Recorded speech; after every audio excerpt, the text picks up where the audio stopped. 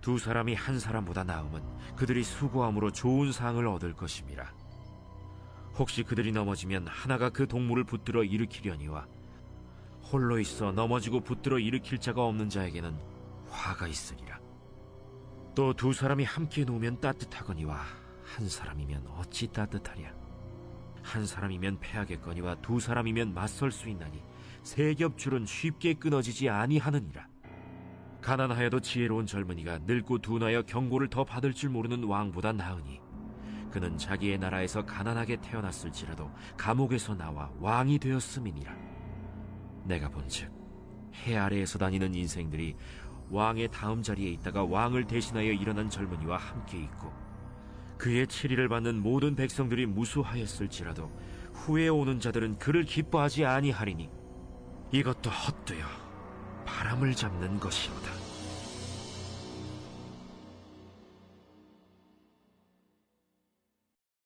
자, 우리 예배하는 또 우리 각 자리에 있는 우리 좌우에 계신 분들 인사 나누겠습니다. 함께해서 감사합니다. 이렇게 인사 나눌까요? 네. 우리 또 영상으로 예배 드리시는 분들도 함께 예배하는 분들에게 여러분들 우리가 혼자 예배하는 것이 아니라 함께하는 것이 더 큰 은혜가 되는 줄로 믿습니다. 자, 오늘은 우리가 두 사람이 한 사람보다 낫다라는 제목으로 오늘 말씀을 우리가 함께 상고해 보려고 합니다. 오늘 본문 말씀에 보면 두 사람이 한 사람보다 나으면 그들이 수고함으로 좋은 상을 얻을 것임이라, 이렇게 오늘 그 9절 말씀에 말씀이 소개되고 있습니다. 여기 보면 두 사람이 한 사람보다 나은데 그 사람에게는 상이 있을 것이다, 이렇게 얘기하고 있어요. 여기서 원래 이 상이라고 하는 그 히브리어 원어는요, 사카르라고 하는 이 단어가 쓰여지고 있는데, 원래 이 사카르라고 하는 이 히브리 원어의 뜻은 삭 또는 임금, 보수, 상급, 이런 의미가 있어요.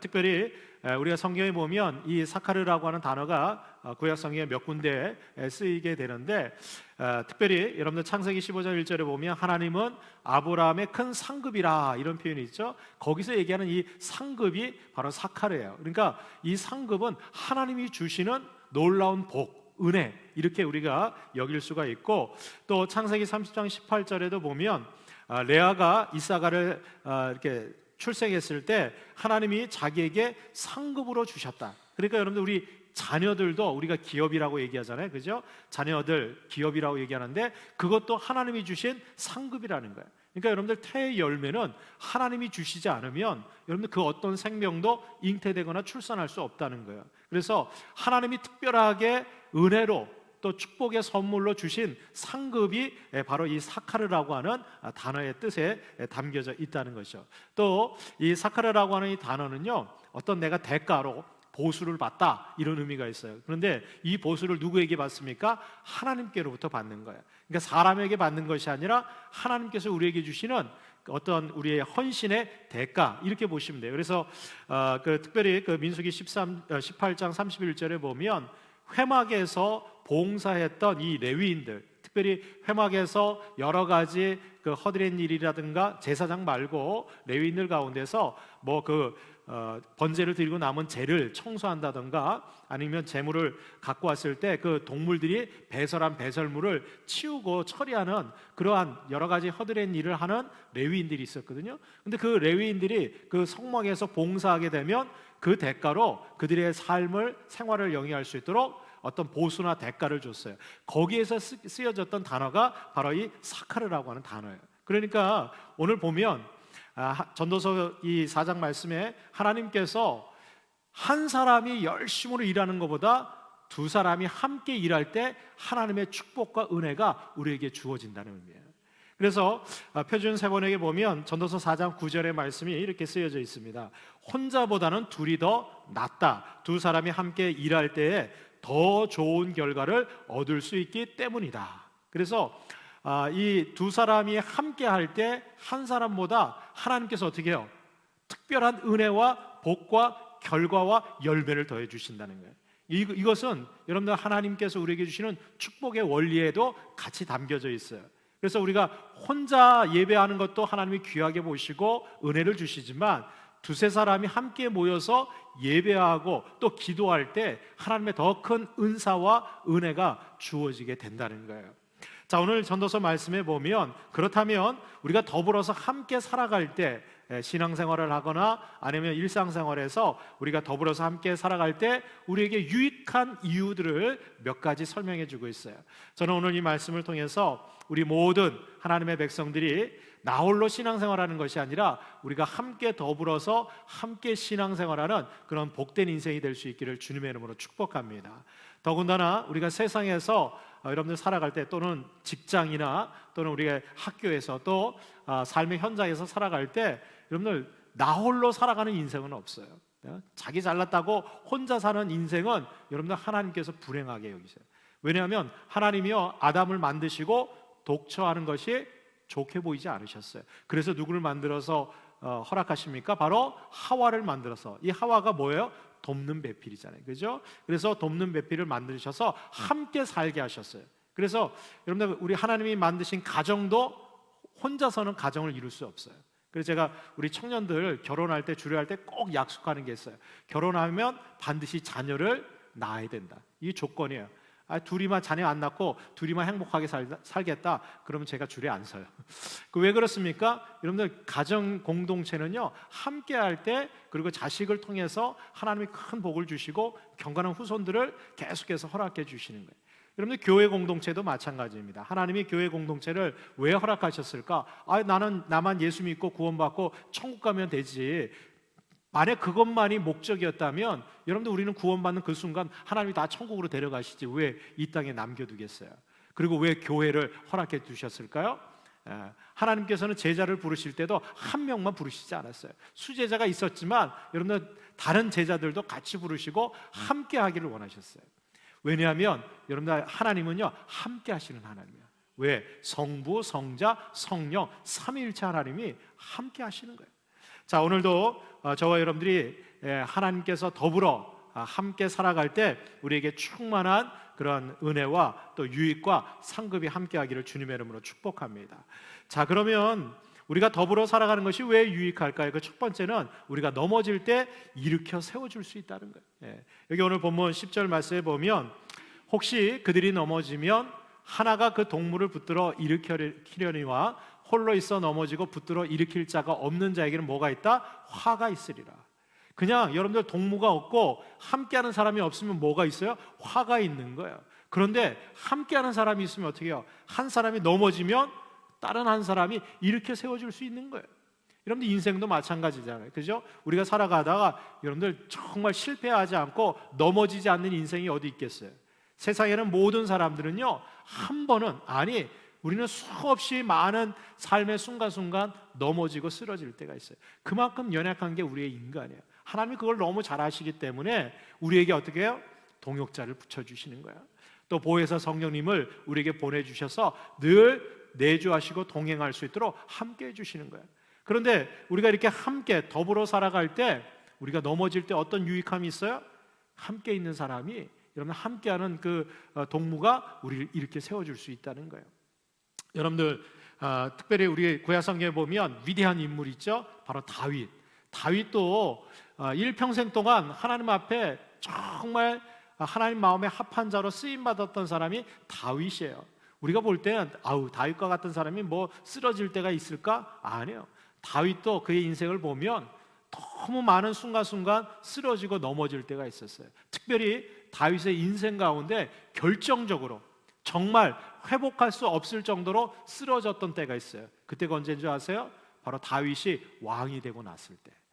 다윗이 왕이 될 때까지 어린 목동으로 있을 때는 여러분 혼자 있을 때 다윗은 늘 외롭고 쓸쓸하잖아요.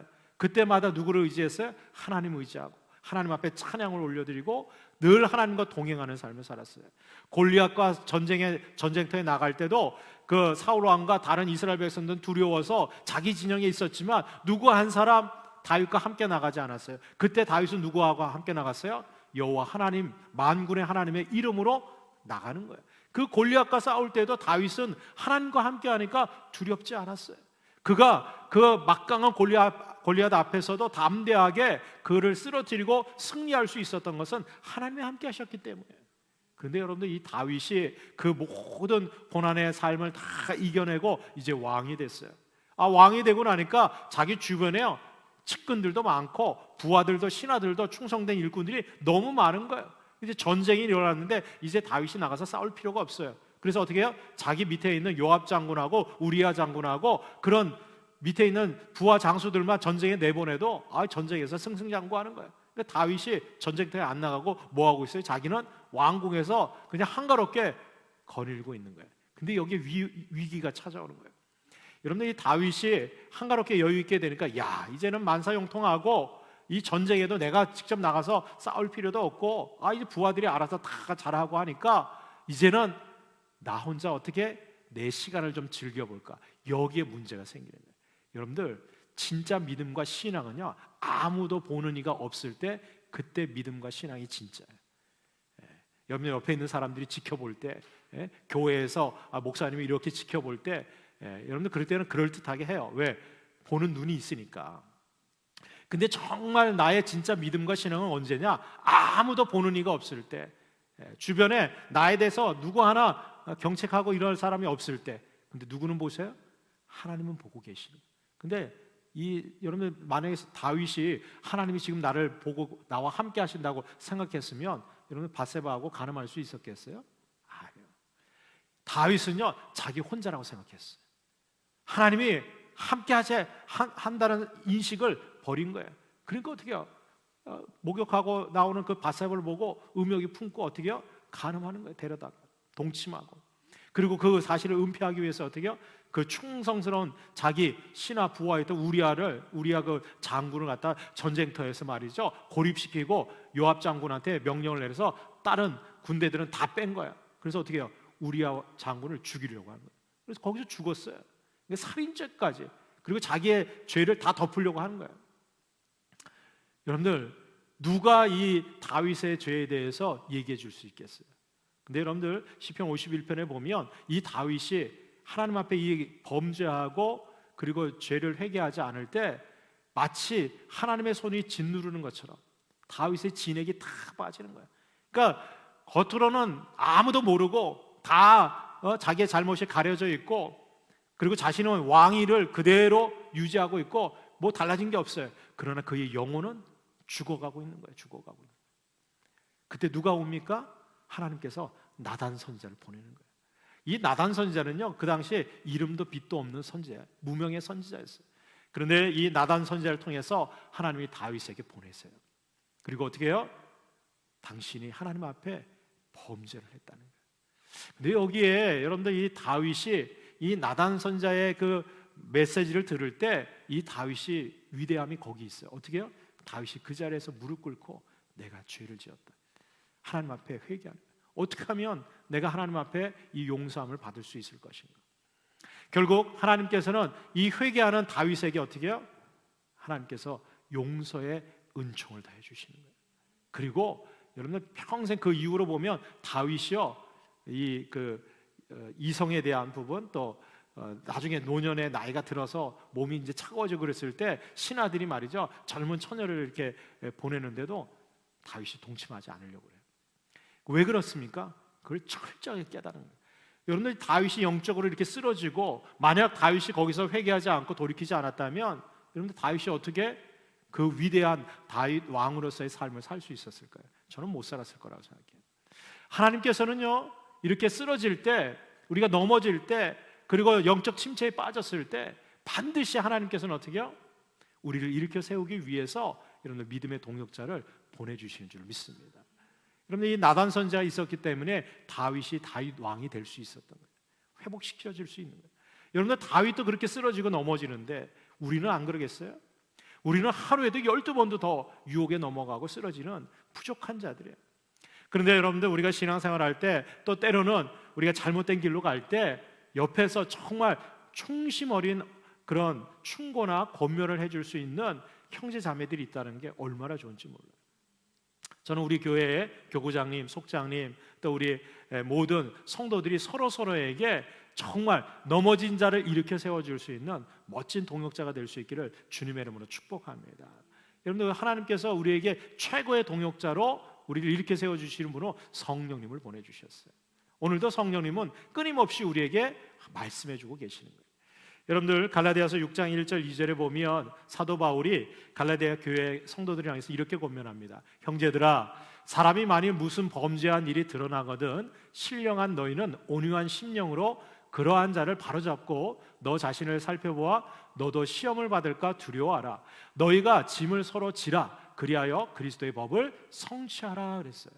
그러니까 여러분들 우리가 권면하고 정말 좋은 동역자로 이렇게 세워주기 위해서는 어떻게 해요? 범죄하거나 죄의 유혹에 빠져 있는 거 여러분들 간과하고 그냥 덮어두는 게 은혜가 아니에요. 어떻게 해요? 가가지고요 정말 온유한 심령으로 어떻게 해요? 그들을 권면해야 돼요. 일어나도록 회복할 수 있도록 회개할 수 있도록. 여러분들 나단 선지자가 다윗 왕에 나갈 때는요 여러분들 얼마나 두려웠겠어요. 그는 정말 절대 권력을 가진 왕이고 나단 선지자는 무명의 선지자예요. 더군다나 그 지금 다윗이 어떻게 해서든지 감추고 덮으려고 했던 그 간음죄와 살인죄를 다 드러나게 해야 되는 거예요. 여러분들 어떻게 보면 어떤 의미에서 보면 나단 선지자는 목숨 걸고 나가는 거예요. 만약에 여러분들 다윗 왕에 이것 봐라 그리고 어떻게 해요? 너만 없애면 돼. 그리고 다 덮을 수도 있잖아요. 근데 여러분들 이게 왜 그게 가능했느냐? 하나님이 그 나단 선지자를 통해서 다윗을 얼마나 사랑하는지 나단 선지자가 아는 거예요. 그러니까 여러분들 우리가 성도들을 우리 형제자매들을 권면할 때 어떻게 해요? 온유한 심령으로 정말 사랑하고 그 영혼을 불쌍히 여기는 마음으로 권면하고 우리가 돌이킬 수 있어야 돼요. 그리고 그 삶을 통해서 어떻게 해요? 우리 자신도 돌아보는 거예요. 나도 저런 유혹에 넘어갈 수 있고 나도 저렇게 쓰러질 수 있는데 그때 어떻게 해요? 내가 넘어지고 쓰러질 때 내가 도움을 줬던 것처럼 여러분들 다른 사람의 도움도 받을 수 있어야 돼요. 어떤 의미에서 보면 신앙생활 할 때 어떤 분들은 나는 도움 주기도 싫고 남한테 도움도 안 받겠어. 그럼 그건 어리석은 사람이에요. 어리석은. 여러분들 도움이 필요할 때는 받아야 돼요. 그게 여러분들 그리스도의 사랑을 우리가 경험하고 누리고 더 풍성하게 나누는 아주 좋은 하나님의 상급인 줄 믿습니다. 오늘도 우리가 더불어 함께 살아갈 때 넘어져서 일으켜 세워지는 그런 은혜가 함께하기를 주님의 이름으로 축복합니다. 두 번째로 우리가 더불어 살아가는 것이 유익한 이유가 있어요. 그것은 바로 우리가 상승효과로 대적을 물리칠 수 있다는 거죠. 오늘 말씀 11절 12절 말씀에 보면 두 사람이 함께 누우면 따뜻하거니와 한 사람이면 어찌 따뜻하랴. 한 사람이면 패하겠거니와 두 사람이면 맞설 수 있나니 세 겹줄은 쉽게 끊어지지 아니한다 그랬어요. 우리가 잘 아는 말씀인데 한 사람이 누우면 어떻게 따뜻하겠냐. 그런데 두 사람이 누우면 따뜻하다는 거예요. 실제로 여러분들 이스라엘 나라 이 유대 땅은요 광야지대가 많고 일교차가 굉장히 큽니다. 그래서 낮에는 뭐 한 40도까지 올라가기도 하고 또 밤이 되면 영하로 떨어질 수도 있어요. 그래서 그 밖에서 여행을 하다가 그 유대인들 같은 경우는 잠잘 때는 항상 혼자 자지 않습니다. 동행자가 있거나 다른 사람, 처음 본 사람들도 자기가 입고 있었던 그 겉옷을 이 이불처럼 덮고 함께 누워서 자요. 이게 여러분들 유대인들의 특징이에요. 왜 그렇습니까? 여러분들 한 사람이 자기 체온으로 유지하려면 체온을 다 뺏겨요. 그러나 두 사람이 함께 누우면 거기에요 각자의 체온만 유지할 수 있는 것이 아니라 어떻게 해요? 서로 체온을 나눠주기 때문에 오히려 어떻게 해요? 체온이 더 올라간다는 거예요. 우리가 흔히 시너지 효과라고 그러잖아요. 그죠? 1 더하기 1은 2가 아니라 3도 될 수 있고 4도 될 수 있고 5도 될 수 있는 거예요. 아멘 할 때까지 그렇게 되는 거예요. 계속. 그래서 여러분들 우리가 함께하면 그냥 두 사람만 그냥 합쳐진 힘이 아니라 거기에 플러스가 된다는 거예요. 여기 오늘 재밌는 게 있잖아요. 두 사람이 함께하면 어떻게 해요? 3겹줄은 끊어지지 않는다는 거잖아요. 여러분 생각해 보세요. 한 사람이 서로 손을 맞으면 몇 줄이에요? 잘 모르겠어요? 1 더하기 1은 뭐예요? 2 아니겠어요? 2줄 아니에요? 2줄. 그런데 여기에 뭐라고 그랬어요? 세 겹줄은 쉽게 끊어지지 않는다는 거예요. 여러분들 한 사람과 한 사람, 두 사람이 서로 손을 마주 잡을 때 하나님께서 어떻게 해요? 그 손에 더 얹어주시는 거예요. 그래서 여러분들 이게 세 겹줄이 되는 거예요. 네 겹줄이 되고 5 겹줄이 되는 거예요. 그러니까 여러분들 한 사람이 할 때는 혼자 힘으로도 버겁지만 두 사람이 함께하면 어떻게 해요? 거기에 상승효과, 시너지 효과가 더 생기는 거예요. 거기에 하나님의 더해 주시는 복이 임하는 거예요. 여러분들 구약 성경에서 보면 이렇게 시너지 효과가 나타나서 아주 위대한 승리를 거둔 사건이 하나 있어요. 이스라엘 백성들이 출애굽하고 르비딘 골짜기로 갈 때 그때 이 지치고 힘들어 있는 이 이스라엘 백성들을 쳐들어온 민족이 있어요. 바로 아말렉 족속들. 이 아말렉 족속은 아주 비겁하고 야비한 족속들이었어요. 이들은 이 이스라엘 백성들과 전쟁을 할 때 어떻게 전쟁했느냐? 그들이 제일 보니까 이스라엘 그 백성들 가운데서 행군해서 이렇게 갈 때 뒤에 노약자들, 병든 자들, 또 어린아이들, 이런 부녀자들이 뒤에 처지잖아요. 그러면 이 아말렉 족속은 앞에 건강한 그런 이스라엘 남자 장정들하고 전쟁하는 것이 아니라 뒤처져 있는 그런 노약자들을 습격해 와가지고 그들을 잡아가고 죽이고 노략질하는 거예요. 하나님이 이 아말렉 족속은 온 지면에서 그 이름을 지워버려라, 완전히 쓸어버려라. 이 아말렉 족속에게만큼은 하나님이 아주 진노의 말씀을 하십니다. 그리고 모세에게 명령해서 나중에 여호수아를 통해서 아주 이 아말렉 족속은 온 지면에서 이름조차도 기억되지 않도록 남김없이 완전히 진멸하라고 명령하세요. 그래서 어떤 의미에서 보면 이 아말렉 족속은요, 사단 마귀뿐만 아니라 우리 육신의 정욕을 상징하는 그러한 족속들이에요. 그런데 이 르비딤 골짜기에서 아말렉 족속과 이스라엘 백성들이 전쟁을 하게 돼요. 그래서 전쟁을 하는데 여러분들 이 전쟁이 생각해 보세요. 지금 출애굽해서 광야를 지나가는 이스라엘 백성들이 뭐 무기가 변변하겠어요? 그들은 애굽에서 노예 생활하다가 그것도 갑자기 어느 날 밤에 6월절 밤에 말이죠, 급하게 그냥 도망쳐 나온 노예들이에요. 무기가 하나도 없어요. 그들이 갖고 나온 건 무교부용 한 달치 그거 갖고 나온 거예요. 그거 먹고 살고 어떻게든지 버티려고. 그랬던 이스라엘 백성들이 뭐 갖고 싸우는 거예요? 그러니까 그 전쟁할 때 이 여호수아가 어떻게 해요? 이스라엘 그 장정들을 데리고 나와서 전쟁에 임하는 거예요. 아마 그들의 무기는 형편없었을 거예요. 근데 놀라운 사실은 모세가 높은 산에 올라가서 거기서 손을 들고 기도하니까 어떻게 해요? 이 여호수아와 이스라엘 군대가요, 이 아말렉 족속들을 팍 물리치는 거예요. 그런데 여러분들 모세도 여러분들 지금 모세의 나이가 몇 세예요? 80세 이상 된 고령의 할아버지예요. 더군다나 뭐 먹는 게 뭐 변변치 않았을 거 아니에요. 그러니까 모세가 어떻게 손을 들고 기도하다가 이게 뭐 전쟁이 1, 2분에 끝나는 것도 아니잖아요. 그죠? 몇 시간 동안 기도하는 거예요. 여러분들 손 들고 한번 기도해 보세요. 우리 아까 그 찬양할 때 손 들고 이렇게 기도하는데 1분, 2분만 해도 팔이 막 저려오잖아요. 젊은 사람들도 그런데 이 80 이상의 고령의 할아버지 모세가 손을 들고 기도하는데 이게 1시간, 2시간, 그러니까 너무 피곤한 거예요. 그래서 어떻게 해요? 손이 점점 내려와요. 출애굽기 17장 12절 13절에 보니까 모세의 팔이 피곤함에 그들이 어떻게 해요? 돌을 가져다가 모세의 아래에 놓아 그가 그 위에 앉게 하고 아론과 훌이 한 사람은 이쪽에서 또 한 사람은 어떻게 해요? 저쪽에서 모세의 손을 붙들어 올렸더니 어떻게 해요? 그 손이 해가 지도록 내려오지 아니하지니라. 이게 해가 지도록 안 내려오고 계속. 그러니까 누구 힘이에요? 모세는 그냥 앉아만 있고 손만 이렇게 들고 있고 누가 옆에서 아론과 훌이요 이게 팔을 받친 거예요. 근데 여러분들 아론과 훌은 팔이 안 아팠을까요? 여러분들 아론과 훌을 여러분들 아론도 모세의 형이기 때문에 80 이상이야. 모세하고 3살 차이 나니까 그죠? 모세보다 나이가 더 많은 거예요. 그리고 이 훌이라고 하는 여러분들 나중에 이 그 훌의 손자가 그 성막 짓는데 그 쓰임 받잖아요. 이 훌도 고령의 그러한 사람이었거든. 근데 같이 옆에서 팔을 들어주니까 어떻게 해가 지도록 내려오지 않은 거예요. 그 결국 어떻게 해요? 여호수아가 칼날로 아말렉과 그 백성을 쳐서 무찌르게 되고 그래서 그 대승을 이루고 난 다음에 그곳에서 뭐라고 했어요? 여호와 니시, 하나님은 나의 깃발이다. 하나님은 우리의 승리다. 여러분들 우리의 삶에도 이런 승리가 오게 될 줄로 믿습니다. 어떻게?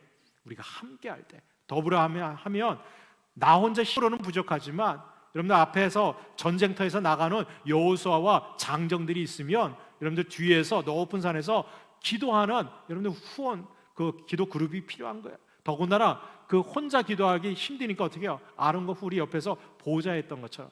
그러니까 여러분들 우리가 신앙생활도요, 교회 안의 공동체도요, 어떤 교회가 부흥하고 승리하느냐, 각자의 역할들, 맡은 바 책임들을 여러분들 다 감당하는 거예요. 여러분들 여호수아가 왜 나는 여기 나와서 이렇게 싸워야 돼? 모세는 또 저기 산 위에 올라서 내가 이 나이에 이 손 들고 내가 이렇게 기도해야 되겠어? 그런데 한 사람 한 사람이 다 각각 자기의 입장만 표명해서 보세요. 이게 승리가 안 되는 거예요. 앞에서 전쟁하는 여호수아도 거기에 나가서 전쟁하는 장정들도 그리고 높은 산에서 기도하는 모세도 그 옆에서 보좌하고 팔을 들고 있는 거. 여러분 아론과 훌이 생각해 보세요.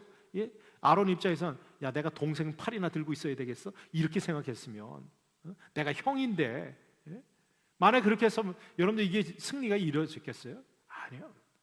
여러분들 우리가 함께 더불어서 자기의 역할들을 감당할 때 하나님께서는 거기에 더해 주시고 승리를 우리에게 허락해 주실 줄로 믿습니다. 여러분들 우리가 지금 각자 처소에서 흩어져 있지만 우리가 서로 우리 특별히 교구장님 또 우리 속장님들은요, 우리 속도원들 여러분들 문자로 우리가 만나기 어렵잖아요. 문자로 또 전화로 서로 권면하고 또 위로해주고 소망이 되어줄 때 여러분들 하나님이 거기에 힘을 더해 주시고 우리가 어떠한 삶의 현장에 있든지 우리가 승리하게 될 줄로 믿습니다. 마지막 세 번째로 우리가 더불어 살아가는 것이 유익한 이유가 있는데 그것은 바로 불행한 상황을 극복하고 이겨낼 수 있다는 거예요. 즉 나의 삶의 현장에 여러 가지 나의 혼자의 힘으로는 감당할 수 없는 그런 상황과 여건들도 어떻게 해요? 여러분 이겨낼 수 있고 바꿔줄 수 있다는 거예요. 여러분 오늘 14절의 말씀에 보면 오늘 특별한 그 내용이 하나 기록이 되어져 있어요.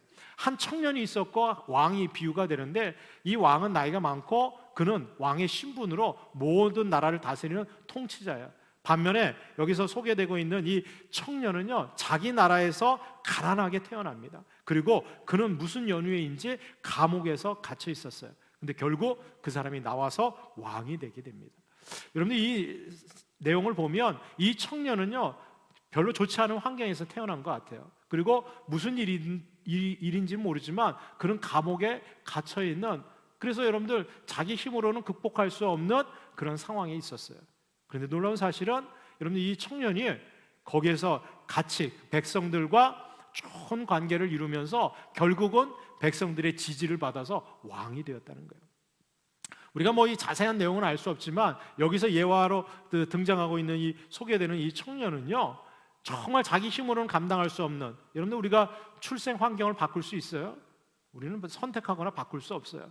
우리 부모님, 여러분들 우리가 주어지고 나에게 그냥 허락되었으니까 내가 태어난 것이지, 내가 여러분들 부모님 선택해서 나는 이런 가정에서, 그럼 다 재벌 가정에서 태어나기를 원하지. 그렇지 않았겠어요? 이 청년도 마찬가지예요. 아주 가난한 그런 가정 환경에서 태어났어요.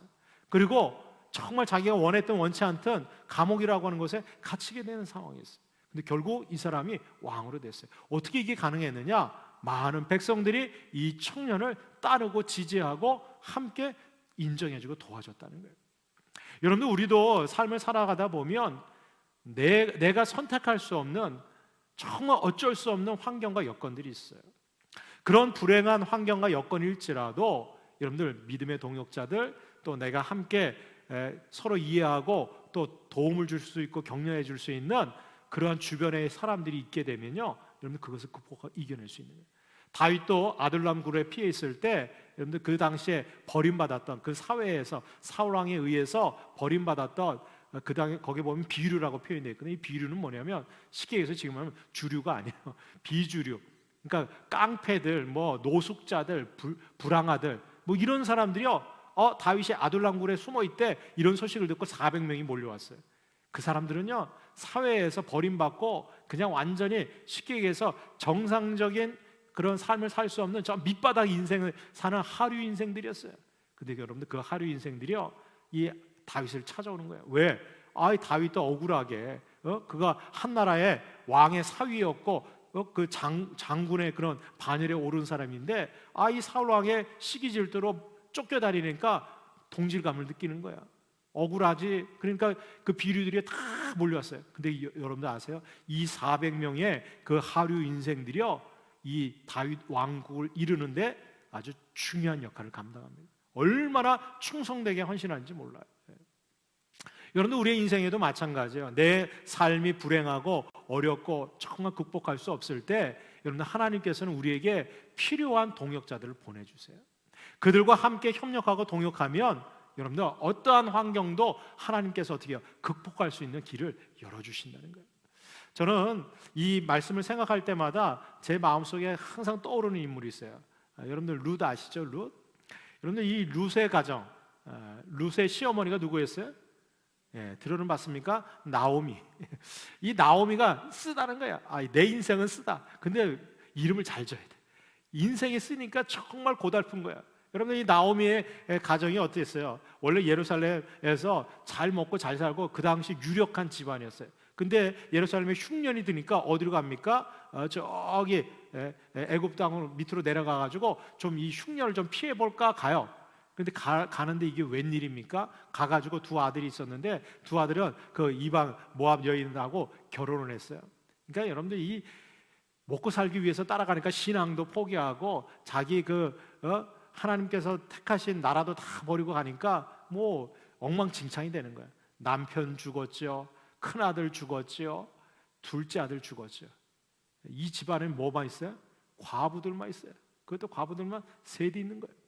근데 여러분들 나오미가 너무너무 힘든 거예요. 그리고 아무런 소망이 없는 거예요. 그 당시에 여러분들 구약 성경에서 가장 불행하고 어렵게 사는 사람들을 고아와 과부와 나그네 이렇게 세 부류를 얘기하거든요. 근데 과부들 중에서도요, 여러분 참 과부가 있고 그냥 괜찮은 과부가 있어요. 근데 그 신약성에도 보면 이 참 과부들을 잘 공개하고 도와주라고 그래요. 이 참 과부는 누구냐? 자식도 없고 아무도 도와줄 사람이 없는 그런 과부들이에요. 그래서 교회에서는요, 이 참 과부들을 잘 구제하고 도와줬거든요. 이 나오미가 그렇게 된 거예요. 그래서 어떻게 합니까? 야, 내가 이 이국 땅에서 이렇게 남편 잃고 두 자식 다 잃고, 그리고 여러분들 세상 사람들이 볼 때 뭐라고 얘기하겠어요? 우리도 그런 얘기 많이 듣잖아요. 그런 가정 보면 사람들은요, 말 한마디에 그냥 자기 그냥 아무 생각 없이 막 비난을 쏟아붓는 거예요. 그러니까 이 나오미가 어떻게 해요? 그래도 고향 땅에 돌아가서 어떻게 뭐 먹고 살 일이 있는지 한번 찾아봐야 되겠다고 고향 땅으로 돌아가려고 해요. 그리고 어떻게 해요? 큰 자부, 큰 며느리 그 오르바한테 너 어떻게 하겠느냐? 그랬더니 자기 친정으로 돌아가는 거예요. 그러니까 이 오르바도 생각해 보니까 이 시어머니랑 같이 갔다가는 이거 평생 그냥 과부로 살고 그냥 늙어 죽을 것 같은 거예요. 그래서 친정으로 돌아가서 재가라도 좀 해볼까? 그리고 친정으로 돌아가는 거예요. 근데 둘째 며느리 그 룻은 어떻게 합니까? 이 시어머니랑 같이 가겠다는 거예요. 그러니까 그 나오미가 어떻게 해요? 야, 너도 친정에 가서 재가를 하든지 아니면 친정 그 부모님하고 좀 같이 너까지 내가 건사할 수 없다. 근데 여러분들 이 룻이 어떻게 합니까? 믿음의 고백을 해요. 어머니가 가는 곳에 나도 가겠고 어머니가 믿는 하나님이 나의 하나님이 될 거라는 거예요. 여러분 이 신앙 고백이요 얼마나 놀라운지 몰라요. 그러니까 나오미도 그냥 혼자 쓸쓸하게 돌아오는데 그래도 이 둘째 자부인 이 룻이 함께 하겠다고 하니까 그리고 평생 어머니 내가 모시고 봉양하면서 살겠다고 하니까 어쩔 수 없이 같이 오는 거예요. 근데 예루살렘에 돌아오니까요 그 성이 소문이 막 나기 시작하는 거예요. 나오미가 거기 내려가더니 완전히 쫄딱 망해가지고 남편 자식 다 죽고 그 이방 여인 그 며느리 하나 데리고 왔다는 거예요. 그러니까 이 룻이 어떻게 합니까? 그냥 나가가지고 뭐 노동할 수도 없고 이방 여인이니까 여러분 직업도 가질 수가 없어요. 그러니까 어떻게 합니까? 남들이 그냥 추수하고 그 거지 끝나고 나면 그 떨어진 이삭들 갖다가 주워다가 말이죠 자기 어머니에게 봉양하는 거예요. 그런데요 하나님께서는 바로 이 나오미를 따라갔던 이 룻에게 놀라운 은혜를 주세요. 누구를 만나게 해요? 보아스를 만나게 해요. 보아스. 이 보아스가 바로 기업 물을 자가 됩니다. 기업 물을 자가 뭐냐? 여러분 책임을 다하는 자예요. 책임을 다. 자기 친족들에게 있어서 그렇게 과부가 되거나 그리고 아무도 도와줄 사람이 없을 때 그 친족들 중에서 그 가족들을 책임져야 될 기업 물을 자가 돼요. 나중에 이 보아스가 누구하고 결혼합니까? 이 룻과 결혼을 해요. 근데 여러분들 아세요? 이 룻과 이 보아스가 바로 다윗의 증조 할아버지 할머니가 돼요. 여러분들 이방 여인이 어떻게 예수님의 족보에 들어가요? 여러분들 예수님의 그 족보에 보면 마태복음 5장에 보면 특이한 그 장면이 있어요. 거기에 여인의 이름이 족보에 들어간 게 이게 4명이 있거든요. 특별한 마리아 그리고 룻 그리고 우리가 잘 알고 있는 기생 라합. 근데 여러분들 이 이름들이요, 이 룻이 이 예수님의 그 족보에 다윗의 족보에 들어갈 수 있었다는 거. 여러분들 룻이 이방 여인이 어떻게 여러분들 예수님과 메시아인 예수님과 그 다윗의 족보에 들어갈 수 있을까요? 다른 거 없어요. 나오미와 함께했다는 거예요. 여러분들 우리가 선택할 때요, 그 사람의 배경이나 그 사람이 뭘 가지고 있느냐, 여러분 이거 따라가서는 안 돼요. 여러분들 룻이 이 나오미를 따라갈 때 그가 선택했던 그게 있어요. 그게 바로 뭐예요? 그의 신앙과 믿음을 보고 선택했다. 어머니가 믿는 하나님이 나의 하나님이라. 어머니가 가는 곳 그 예루살렘 성, 그 하나님의 도성에 나도 끝까지 가겠다는 거예요. 여러분들 이 믿음의 선택과 결정이 결국은 여러분들 룻의 인생을 바꿨을 뿐 아니라 여러분들 나오미가 나중에 그 아들 낳고 나서 어떻게 해요? 너무 그 손주 낳고 나서 너무너무 기쁜 거예요. 하나님 앞에 찬양을 올려드리는 거예요. 여러분들 우리가 어찌할 수 없는 아무리 불행하고 어려운 상황과 여건일지라도 우리가 함께 신앙으로 믿음으로 함께 할 때 하나님께서는 길을 열어주시고 그 상황들도 바꿔주실 줄로 믿습니다. 우리가 신앙생활할 때 여러분들 나 홀로 있는 것이 아니라 함께 서로 돕고 행할 수 있기를 주님의 이름으로 축복합니다. 룻기 2장 12절 말씀에 보면 보아스가 룻에게 이렇게 얘기해요. 여호와께서 내가 행한 일에 보답하시기를 원하며 이스라엘의 하나님 여호와께서 그의 날개 아래에 보호를 받으러 온 내게 온전한 상 주시기를 원하노라 하는지라. 할렐루야.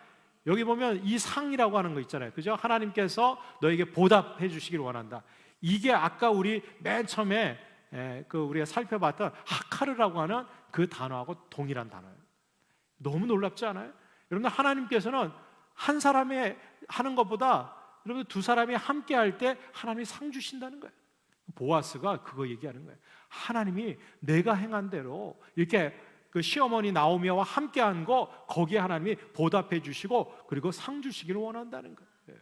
여러분 오늘도 오늘 우리가 이 예배 자리에 함께한 저와 여러분들에게 하나님께서 보답해 주시고 그리고 우리의 삶에 하나님이 상 주실 줄로 믿습니다. 그런 은혜가 우리 모든 예배하는 저와 여러분들에게 함께하기를 주님의 이름으로 축원합니다.